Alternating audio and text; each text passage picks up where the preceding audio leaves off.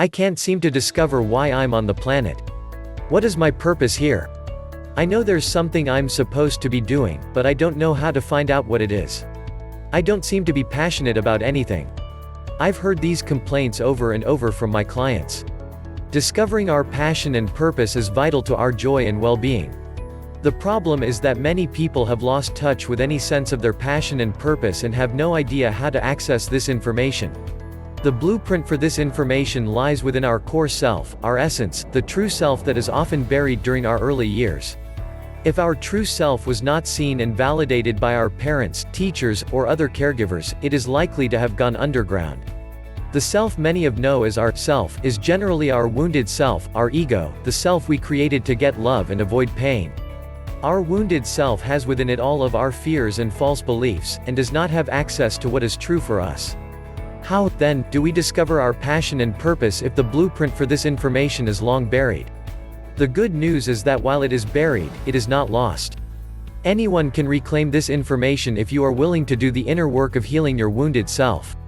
I've worked with thousands of clients who, as they practice the inner bonding process that I teach, see our free course at www.innerbonding.com, gradually heal their fears and false, limiting beliefs to the point where their true self comes peeking out. This is the vital, alive aspect of ourselves, the aspect of us that just wants to joyfully express ourselves in the world. As you allow this aspect to emerge, you will gradually discover what truly brings you joy. In our society, we tend to ignore our special talents and choose our careers according to what will give us a sense of security. Too often, however, what makes us feel safe does not fulfill us spiritually. For example, Roger worked for many years as an attorney, but he never enjoyed it. He made lots of money, yet when he consulted with me he was suffering from anxiety and depression. He had become an attorney because his father had been an attorney and wanted Roger to follow in his footsteps. Roger had gone along with what his father wanted for him because he didn't know what else he wanted, and now, in midlife, he was miserable. He yearned to discover his passion. A few months after starting to practice inner bonding, Roger remembered that he had really wanted to be a teacher. He had never seriously considered teaching because he felt he couldn't make enough money, but now he was willing to make far less money because he was so unhappy with his present work. Roger went back to school and got his teaching credential and is now a high school social studies teacher. The last time I spoke with him he was radiant. He loved working with adolescents, and he felt he was making a real contribution to their lives. For the first time ever, he felt alive and passionate about his life. His wife decided to take up some of the financial slack by doing something she had always wanted to do: design children's clothing. She started her own mail-order business and is thrilled with it. Their marriage and family life is flourishing because both of them are happy and fulfilled within themselves. Ricky came to see me because she was so unhappy working as a controller of a big import business. Yet she had no idea what else she wanted to do.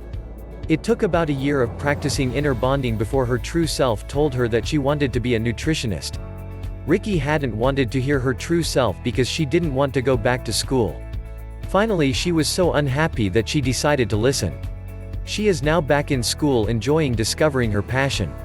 While it may not always be possible to change your work immediately to something you love, if you follow your passion, it will often lead you there.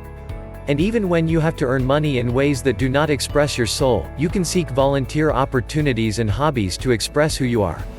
Often these can lead to the work that you will eventually do. Alfredo worked as a manager of a large supermarket. With his small savings, he decided to start pursuing a hobby that had always fascinated him: restoring old cars.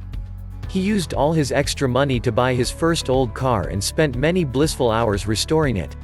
He was so good at it, he was able to sell his restored cars for a lot of money. Eventually he was able to quit his job at the market and pursue his passion full-time. Ultimately he started a project in a prison teaching inmates to restore cars. Alfredo now loves what he does and receives great satisfaction from helping others.